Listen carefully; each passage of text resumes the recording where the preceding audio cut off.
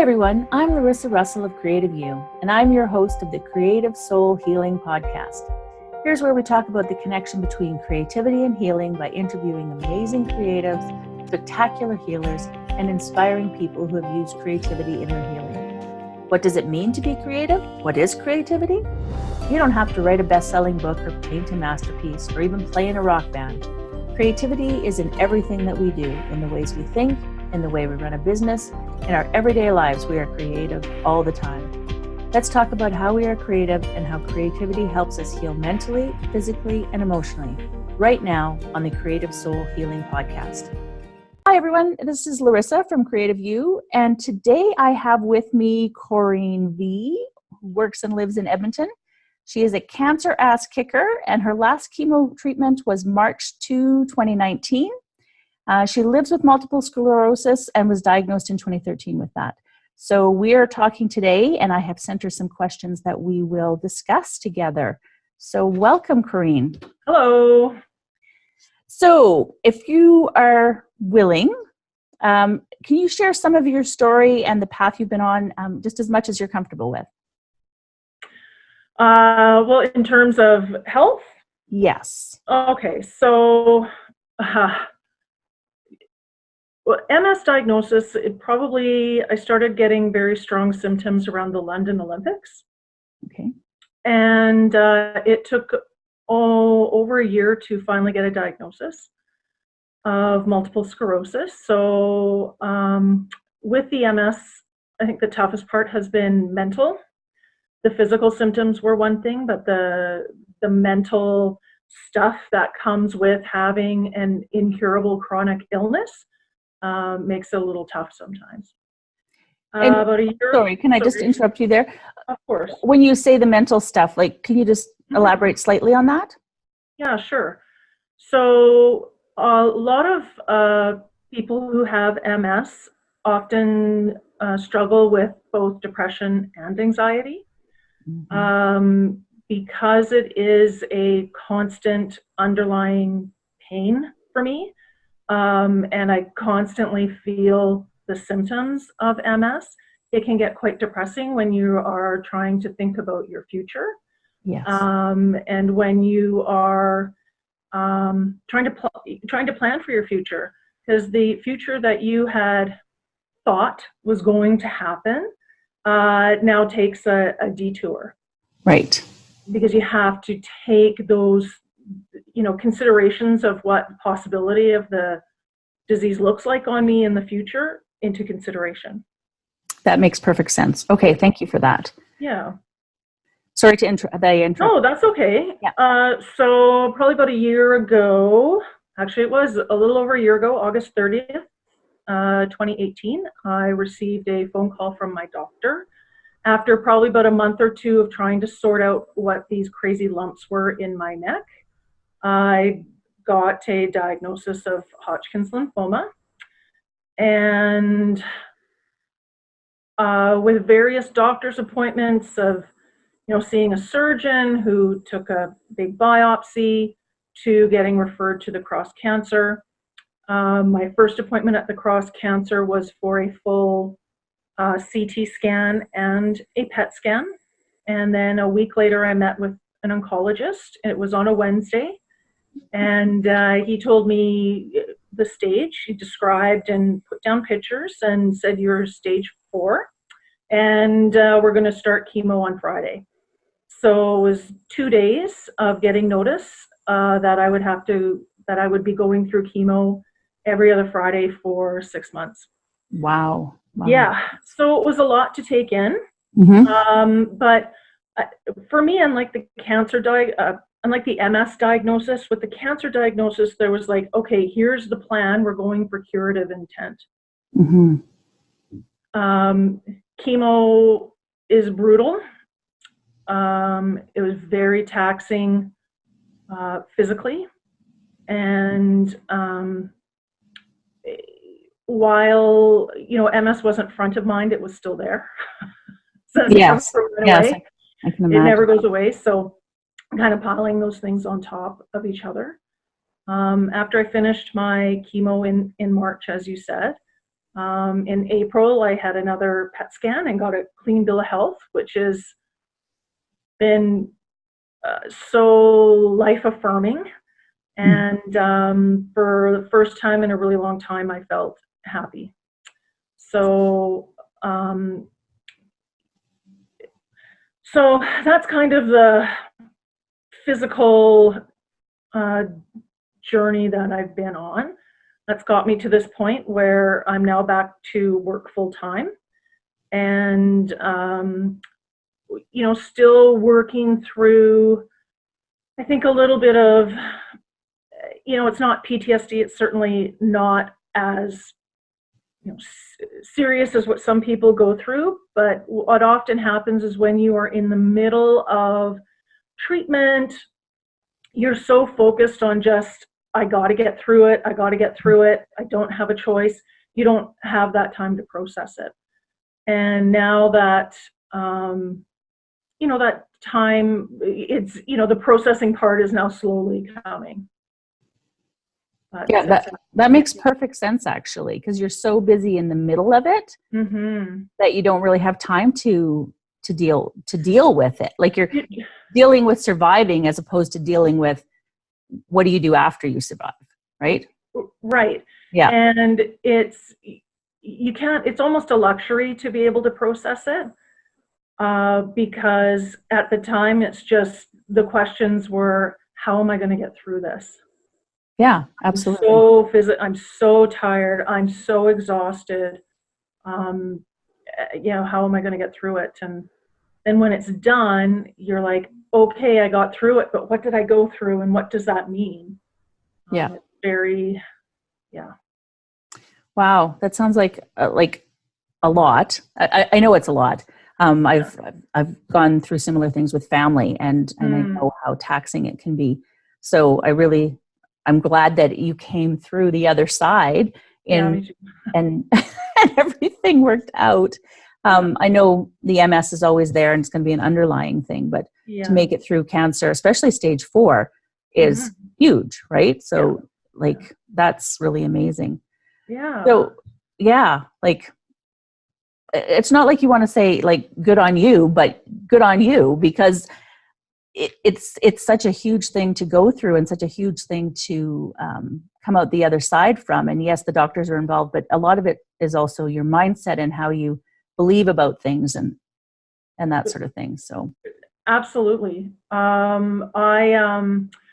have a little chalkboard in my kitchen, and prior to my diagnosis, I had all these sayings on it, like, the definition of adventure is not knowing the outcome, but doing it anyway.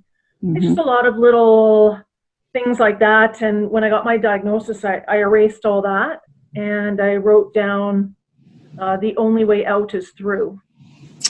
Yeah. And then I bought for my mantle over my fireplace this little knick-knack from Winners or wherever, Home Sense, and it's hope, because it's that hope that got me through it. Yes, absolutely. Yeah, that's great. Now, one of the things we had talked about when we talked about doing this interview was sort of creativity and how that had helped you at certain places. So what does healing with creativity mean to you when I say that? I think that, for me, healing, so I broke it down. So what does healing mean to me? It means I take it as getting better. Right. Whatever that, it implies there's, something that needs to be fixed. So for me, it means getting better. And creativity is always been art-based. So whether that's dancing or writing or painting, or I don't know how many adult coloring books I got when I was going through chemo. People seem to feel that would be a good way to, engage a different part of my brain. And sometimes creativity was getting a Lego set and building Lego. Just something other than that kind of hard, logical thinking about a concrete things. I don't know how else to describe creativity. So, healing with creativity means kind of getting better using these different mediums. Yeah. No, that's really, and that makes perfect sense. Now, when we had spoken, we had talked about, one incident in particular that you used, I think it was a paint night you had talked about. Can you explain how that event and how that sort of helped you with your healing?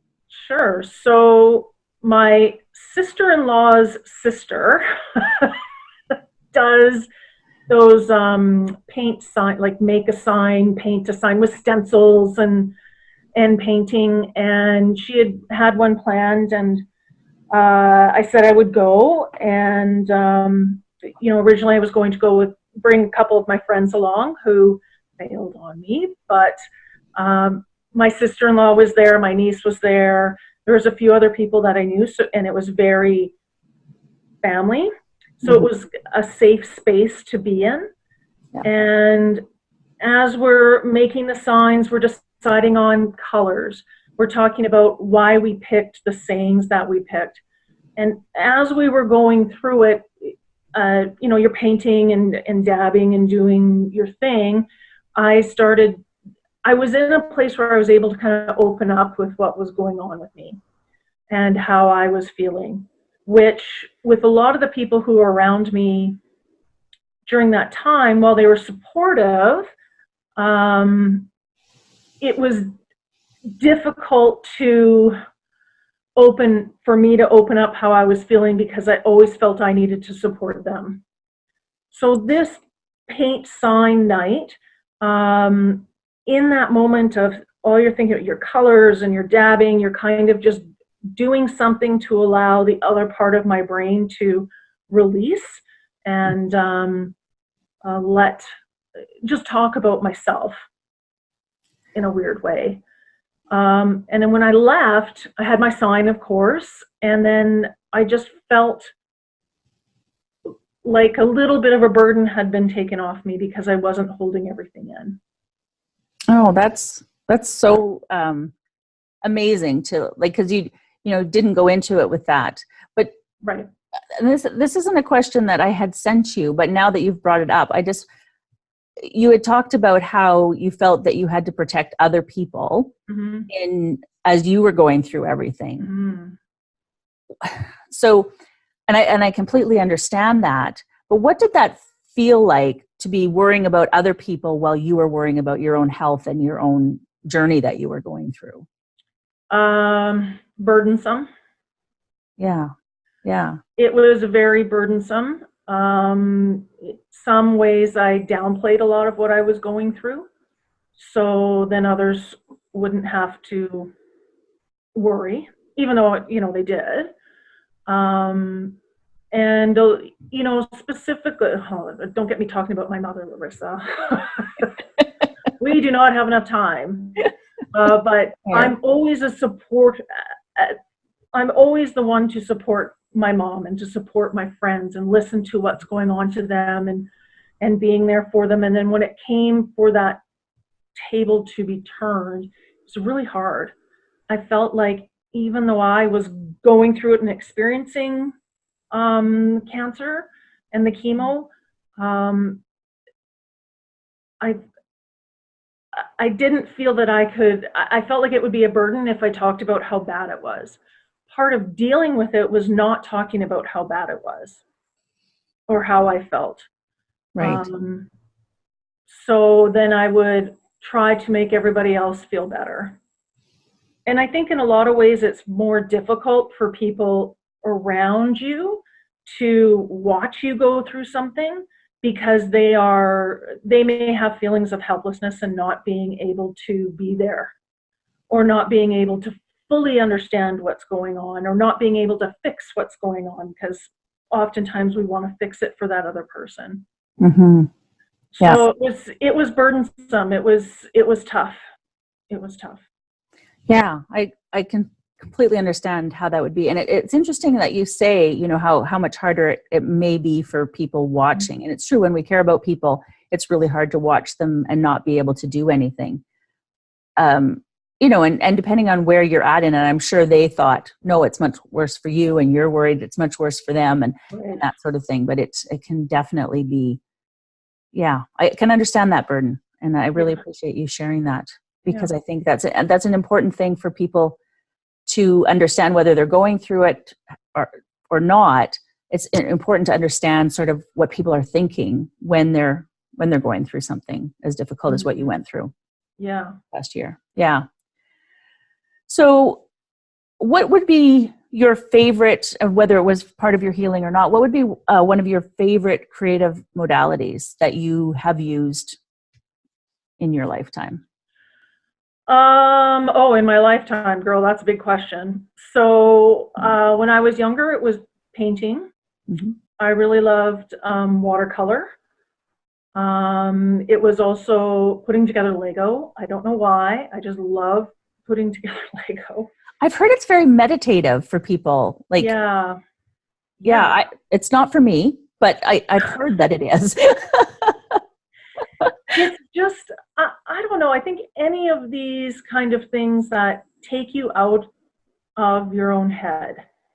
That, so for example, when I go to yoga, when I'm there, all I'm really thinking about is breathing and what part of my body needs to be engaged when I'm doing this particular pose. So I'm not thinking about this jerk face at work, this person that cut me off, the pain in my hands right now, when's the next, whatever worry is going on, right? So it allows you to forget about it. It's quite resting, actually. So, creatively, I was journaling. So that helped me to kind of sort the thought, or not even sort out, but maybe get out some of the thoughts in my head. Mm-hmm. And, the paint night was, the sign paint night was really great. And I actually did a lot of jigsaw puzzles.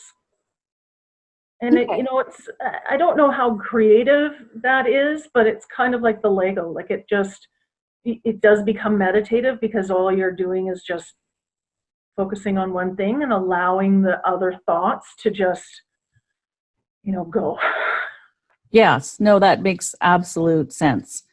I think it's that meditative quality to like the Lego and the jigsaw puzzles and things like that they, take you out of your head. So you're not thinking all the time. Yeah, that's true. So I think we've covered sort of why you think creativity is important for your health, because you've actually touched on sort of the things that you did and that sort of thing. So that's great. How would you say past pain has informed your life purpose or what you've done? Maybe not even the past your whole life, but maybe even just this cancer incident. Has it changed anything for you going forward in your life? Mm-hmm. And it has. One is when I go to work and I hear people complain about it, I always say, yeah, but we're well enough to come to work. Mm-hmm. Yeah. Which, I didn't have that attitude before. My attitude was very similar to theirs, that this person sucks and that person sucks and why are we doing it? And it's like, really, it's not the important thing. I changed my thinking about work from I need to work to my work is so I can go travel. And my work allows me the financial ability to do the things that I want to do. And so it's changed it in that way. The cancer's always also made me grateful. Right. Never had this much gratitude in my heart for the people that, stuck with me and supported me. Mm-hmm. And, I just feel, and I'm not particularly religious, but I feel really blessed that I have my life and that, I'm able to continue on with it. No, that makes perfect sense. And, And I can understand why you would feel that way, right? Mm-hmm. Because when you have that scare of having everything taken away, Mm-hmm. and hopefully it doesn't take everyone a huge scare like what you had to sort of get into that place, but whatever it takes to get you into that headspace. Sometimes it's not do a big scare, but maybe if we can just change our thinking. Yeah, I know that everything happens for a reason. And sometimes the struggle or the journey is to find out why. What is the reason? I never once with having MS or having cancer said, why me? I always said, why? What am I supposed to get out of this? What is the lesson for me? Or maybe it's not my lesson. Maybe it's, someone else's lesson. But, I try to think of these things in a bigger picture. As opposed to what I think sometimes becomes a myopic why me, boo hoo hoo, right? Right. Yeah. No, that's excellent. That's excellent. And what would you say is your greatest strength that you've gotten from this healing that you've done? Empathy. I have a lot more empathy for people who are going through things that aren't in their control, which is a lot. I'm not always right about, when I judge someone, is it their fault this is happening or whatever, but a lot more empathy for people. No, I can understand that. Yeah. Because we never do know what people are going through, right? And it's so easy, and I'm very guilty of this as well, judging people based on the little bit that we know and not really knowing the full picture. So yes, that's actually a great strength to have acquired through all of this. Yeah. And what strength-based inspirational advice would you give someone who has had similar challenges or may be going through similar challenges? The only way out is through.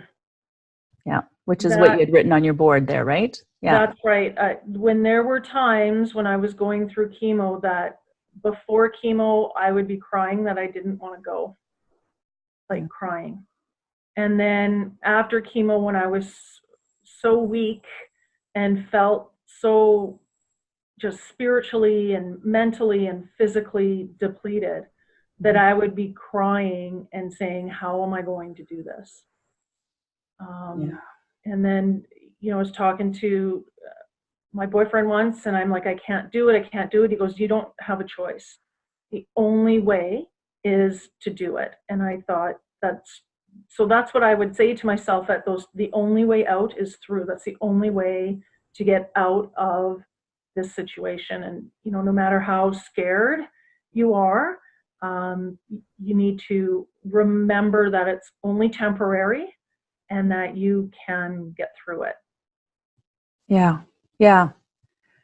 I mean, like I said, I've watched family go through things. I've never had to go through it myself. So, I mean, I've had my own battles, but I just can't imagine having so little control and not knowing whether you'd live or die at the end of it. Right. And so you're suffering greatly, not knowing what the outcome's going to be. Yeah, but that's life, isn't it? That's so true. That's so true. Yeah. So your strength is amazing. So do you have a inspirational quote that sums up your life other than that one? Yep. Okay. Life's too short for bad coffee.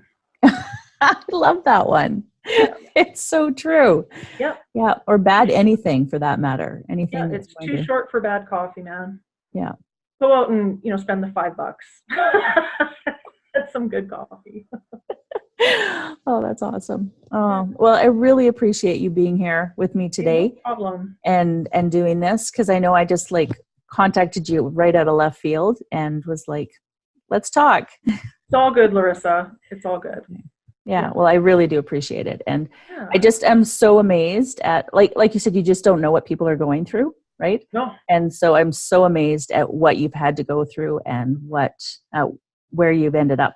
And all right. Well, thank you so much, Corinne. You're welcome.